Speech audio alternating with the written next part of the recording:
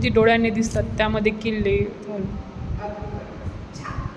आपण भौतिक साधनामध्ये वस्तू आणि वास्तू यांचा समावेश आपला भौतिक साधनामध्ये. तर भौतिक साधनांमध्ये अजून आपण उदाहरण द्यायचं झालं तर काय येऊ शकेल? भौतिक साधनांमध्ये ज्या लेण्या, किल्ले, वेगवेगळ्या गुहा यांचा समावेश भौतिक साधनांमध्ये होतो. तर भौतिक साधनांचा वापर करूनच आपण इतिहास समजतो. त्याचप्रमाणे अजून एक 2 नंबरचं साधन आहे ते म्हणजे लिखित साधन. तर लिखित साधनांचा वापर आपण लिखित साधन म्हणजे काय तुम्ही सांगू शकेल का? त्याच्या शब्दामध्येच त्याचा अर्थ लिहिलेला आहे. लिखित साधन म्हणजे काय? जे लिहिलेल्या स्वरूपात असतात ते. छान.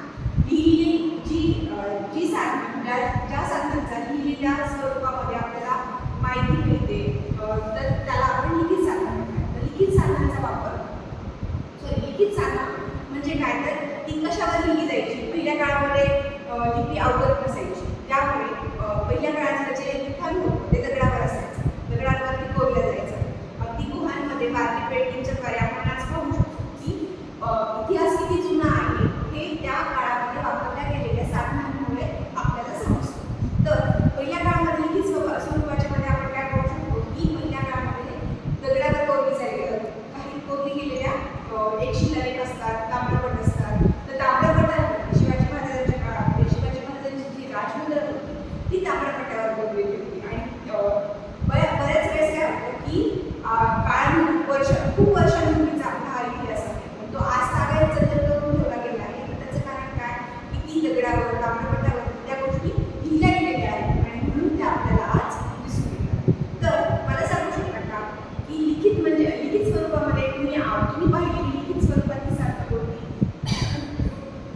लिखित स्वरूपात ताम्रपत्र आहे, दगडावरच्या लेण्या आहेत, अगदी बरोबर. त्याच्यानंतर ग्रंथ आहे, गाथा आहे. अरे वा, अगदी बरोबर. आता ही आहे लिखित स्वरूपाची. मग आपला पहिला कोणता झाला? आम्ही पहिला कोणतं साधन सांगितलं तुम्हाला? भौतिक साधन. दुसरं कुठलं सांगितलं? लिखित साधन. लिखित साधन. आणि तिसरं आहे मौखिक साधन. तर मौखिक साधन म्हणजे काय?